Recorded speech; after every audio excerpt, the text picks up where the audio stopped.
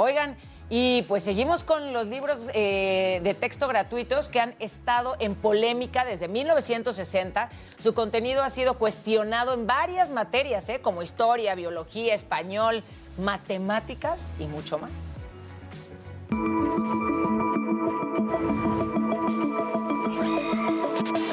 Todos los libros de texto tienen una ideología detrás. Desde 1960, los estudiantes mexicanos han tenido que lidiar con estas cargas. Y es que desde entonces los libros de texto gratuitos se han visto involucrados en diversas polémicas. El presidente Adolfo López Mateos consolidó el gran reto de llevarlos a las escuelas. El primer tiraje fue de 17 millones de libros con características específicas. ¿Qué había en los libros de 60? Un nacionalismo revolucionario muy robusto que impulsaba a un niño cooperador para el crecimiento de la patria, que era un niño que amaba profundamente a su patria. Esto desencadenó uno de los primeros embates. El trasfondo no solo era por intereses económicos o políticos, sino ideológicos.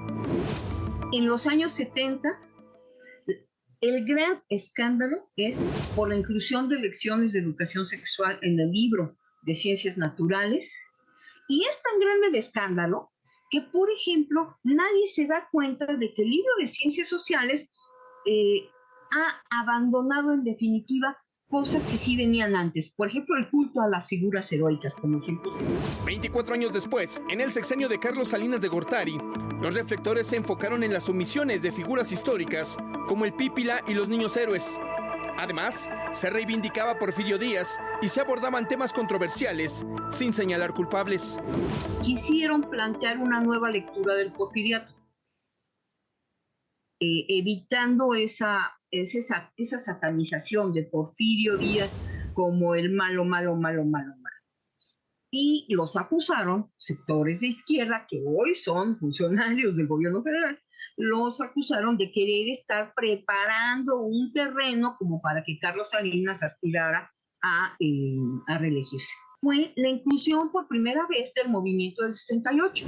Se volvió en ese sentido un libro tan problemático que mejor se sacó de circulación y se generó otro libro de historia.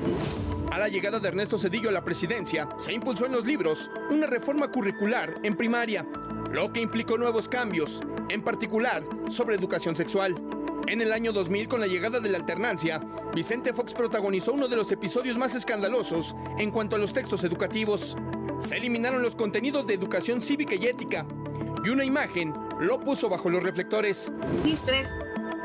La Unión Nacional de Padres de Familia, que es una organización, es así claramente de derecha, que nunca ha sido, digamos que amiga de los libros de texto gratuito, se quejó por una ilustración, porque la Unión Nacional de Padres de Familia dijo que esa viñeta promovía la homosexualidad. En el gobierno de Felipe Calderón, los papás se inconformaron por el tema de los métodos anticonceptivos abordados en los libros de biología de secundaria.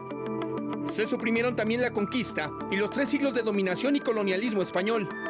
El sexenio de Enrique Peña Nieto se vio opacado debido a los errores ortográficos, de sintaxis, fallas en pies de foto y datos científicos.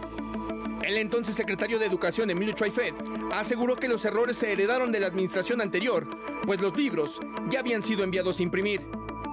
Sin duda, los gobiernos han transmitido en los libros su versión oficial de la historia y su pensamiento. Michel Santiago Díaz, Heraldo Media Group. Ahí están algunos de los errores o polémicas que generaron los libros de texto en el pasado, los libros de texto oficiales en el pasado. Siempre ha ocurrido, no solamente hoy con los libros de texto que diseñó y que está tratando de imponer el gobierno de López Obrador. Pero yo digo 2 cosas. El hecho de que en el pasado haya habido errores no justifica que ahora lo siga habiendo. ¿Por qué no pensar en que ahora ya no tengan errores? Así es. 2, el hecho de que en el pasado haya habido polémicas en torno de los libros de texto, de los temas que abordaban, no significa que ahora tampoco haya o deba haber polémicas.